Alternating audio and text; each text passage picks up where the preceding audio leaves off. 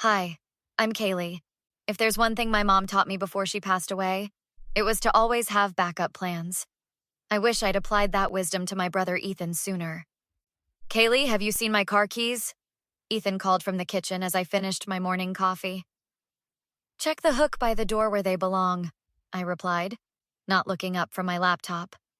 I was finalizing plans for my first solo art exhibition, the culmination of 3 years of work. My roommate, Jenna, plopped down beside me on the couch. Your brother's here early. Again. Yeah, third time this week. Says his apartment has plumbing issues. Convenient timing with your exhibition deposits coming in. Jenna raised an eyebrow. Remember when he borrowed your credit card for emergency car repairs last year? He paid me back. Eventually, I shrugged. But Jenna's concern planted a seed of doubt. Ethan sauntered in, jingling his keys. Hey sis, what's the password to your laptop? Need to check something real quick while you shower? Why would you need my laptop? Use your phone. Battery's dead. Come on, it'll just take a second. Fine, it's Mom's favorite 2023, I sighed, standing up. I need to get ready for my meeting with the gallery owner. Jenna shot me a look that screamed, bad idea, as I headed to the bathroom. 20 minutes later, I returned to find Ethan sprawled on the couch playing a game on his phone. Thought your battery was dead, I remarked, grabbing my purse. Miraculously revived, he grinned. Oh, where's your wallet? You left it on the counter. My stomach dropped. What? I need that for my meeting. Had it a minute ago? Ethan patted his pockets with exaggerated movements. Oh, wait. I think I might have... This is awkward. What did you do? I demanded. Ethan winced theatrically. I was taking out the trash and I had your wallet in my hand because I was looking at your new driver's license photo, and I think I accidentally dropped it down the sewer grate. You what? I grabbed my coat, panic rising. Which grate? Show me now. The one at the corner. He gestured vaguely. But it's gone, Kaylee. I looked. It fell straight down. Jenna stepped forward. That doesn't make sense. Why would you take her wallet outside? I wasn't thinking, okay? Ethan snapped. It was an accident. My exhibition money was in there. My voice cracked. $5,000 cash from the pre-sales, and Mom's locket? You kept that much cash in your wallet? Ethan's eyes widened slightly. That's irresponsible. I was depositing it this morning at the meeting. Tears burned my eyes. And Mom's locket was in the zipper pocket. I was taking it to be cleaned. Listen, Jenna said quietly as Ethan paced nervously. There's something weird here. Your brother came over early, asked for your laptop password, and suddenly your wallet disappears? Kaylee, check the security cameras. What cameras? Ethan's head snapped up. The ones I installed last month after the break-in next door, I replied, wiping my eyes. Jenna, pull up the footage while I call Marcus. Who's Marcus? Ethan demanded. The maintenance guy who has keys to the sewer access, I lied smoothly, watching my brother's reaction. Jenna was already reviewing footage on her phone. Her eyes met mine and she gave an almost imperceptible nod. Kaylee, she said carefully, I think you should see this. Jenna's phone showed Ethan standing in our kitchen, opening my wallet, removing all the cash, and pocketing Mom's locket. He then slid the empty wallet back into my purse. What's this about a sewer grate? Jenna asked, voice ice cold as she turned the screen toward Ethan. His face drained of color. That's... You're misunderstanding. Am I? I advanced toward him. Because it looks like you stole $5,000 in Mom's locket, then made up a story about dropping it in the sewer. I was going to give it back. Ethan backpedaled. It's just a loan. My landlord's threatening eviction. A loan? You didn't ask. You stole from me. I was trembling. Where's my money? Where's Mom's locket? Ethan patted his pockets. I can explain. Empty your pockets. Now. My voice was deadly calm. He reluctantly pulled out a wad of cash and Mom's heart-shaped silver locket. How could you? I whispered, snatching back the locket. This was her most precious possession. You don't understand how hard things are for me right now. Ethan pleaded. Tyler's been on my case about rent. Tyler? Jenna interrupted. Your roommate? Let's call him. No, Ethan protested, but I was already dialing. Tyler, it's Kaylee, Ethan's sister. Yeah, quick question. Has Ethan been late on rent lately? Late on rent? Tyler sounded confused. No, he's paid through next month. Why? I stared at my brother. No reason, thanks. I hung up. You lied again. Okay, it wasn't for rent, Ethan admitted. I owe some people money. What people? I demanded. Just people. Look, I'll give the money back. He handed me the cash. See? No harm done. I counted quickly. This is only $3,200. Where's the rest? That's all I took, he insisted. Jenna cleared her throat. The video shows you taking all the cash, Ethan. Fine. He pulled more bills from his sock. It's poker debt, okay? I was desperate. You've been stealing from me for years, haven't you? Realization dawned. The missing jewelry, my emergency fund that mysteriously shrank. I always planned to replace it all, Ethan protested. My phone buzzed with a text from Alex, my childhood friend who now worked as a police detective. Still on for coffee tomorrow? Need to return those financial records you loaned me? Jenna, I said quietly. Call Alex and ask him to come over now. Tell him to bring his work equipment. Who's Alex? Ethan demanded. Someone who can help sort this out, I replied evenly. Ethan grabbed my arm. Come on, sis, we don't need to involve outsiders in family business. I jerked away. Don't touch me. This isn't a one-time mistake. You've been stealing from me for years. You're overreacting, Ethan shouted. It's just money. It's trust, I countered. And you've destroyed it completely. 40 minutes later, Alex arrived with his partner, Officer Rivera. Kaylee, what's going on? Alex asked, concern etched on his face.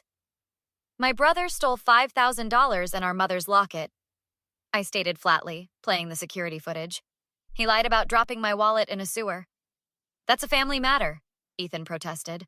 Officer Rivera shook her head. Theft over $1,000 is grand larceny, family or not. You'd press charges against your own brother? Ethan's voice rose incredulously. In a heartbeat, I replied, meeting his eyes. But first, I need to know what else you've taken. This is ridiculous. Ethan paced across my living room as Alex reviewed the footage. Kaylee, can we talk privately? Anything you have to say can be said in front of everyone, I replied, arms crossed. Fine. Ethan lowered his voice to a pleading whisper. Look, I made a mistake. A stupid mistake. But we're family. Mom would want us to stick together. Don't you dare bring Mom into this, I hissed. She trusted you to look out for me, not steal from me. Officer Rivera approached with a notepad. Mr. Collins, we'd like to ask about other incidents. Your sister mentioned missing jewelry and funds. What? No, this was the first time. Stop lying, Jenna interrupted.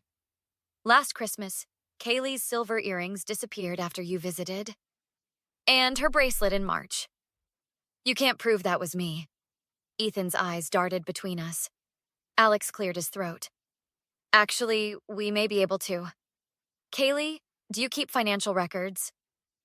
Everything, I confirmed. Bank statements show unexplained withdrawals from my emergency account, times when only Ethan had access to my cards. That's circumstantial, Ethan protested. The pawnshop receipts in your wallet aren't, Officer Rivera remarked, holding up several slips of paper.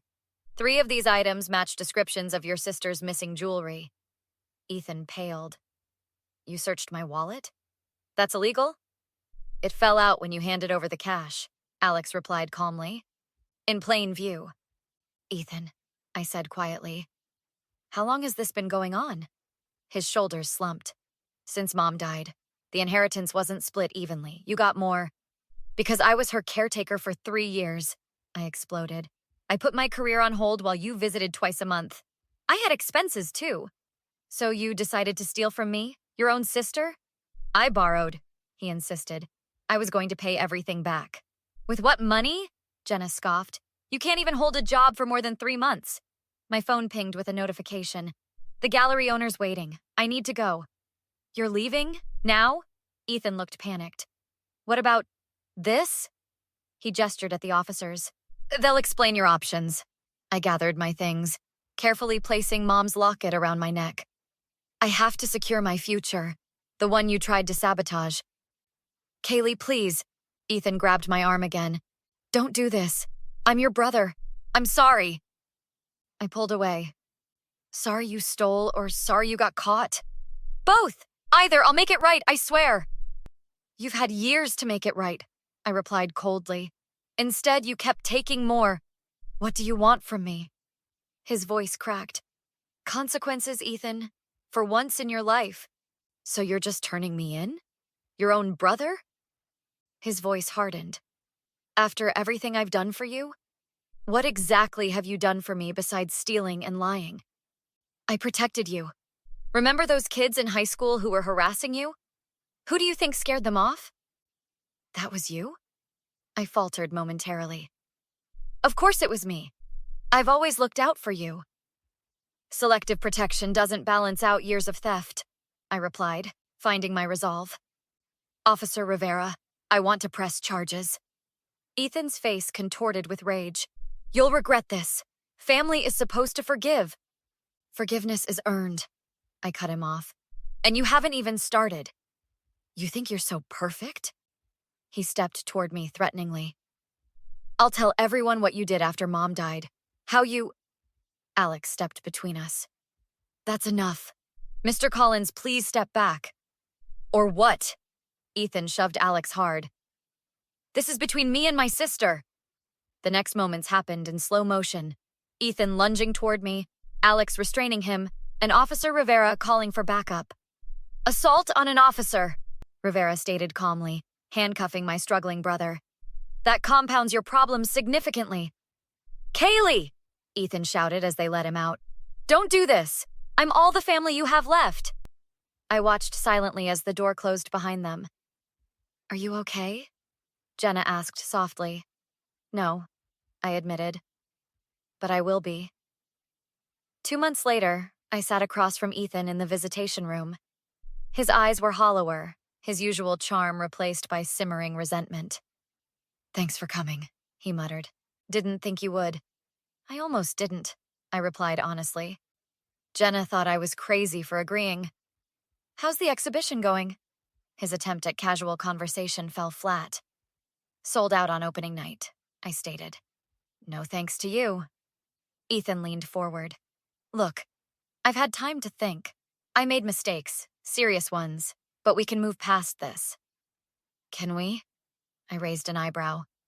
The police found receipts for 17 items you pawned over 3 years. Items worth over $12,000, not counting the cash you stole. I can explain. I don't want explanations, I interrupted. I want you to understand why I'm here today. My lawyer, Rachel, entered and sat beside me. Mr. Collins, we're offering you a choice. What kind of choice? Ethan eyed her suspiciously. Option 1, I said evenly. I pursue maximum charges for grand larceny, assault on an officer, and ongoing theft. With your record, you're looking at 5 years. Ethan paled. And option 2? Rachel slid a document across the table. You sign over your portion of your mother's house, which you haven't contributed a penny toward maintaining, and agree to a restraining order. You want my inheritance? Ethan's voice rose. That's extortion. It's restitution, Rachel corrected. The house's value covers approximately what you've stolen over the years. You can't prove all that was me, he protested. Actually, I countered, Alex found the storage unit rental in your name, the one containing most of Mom's missing heirlooms.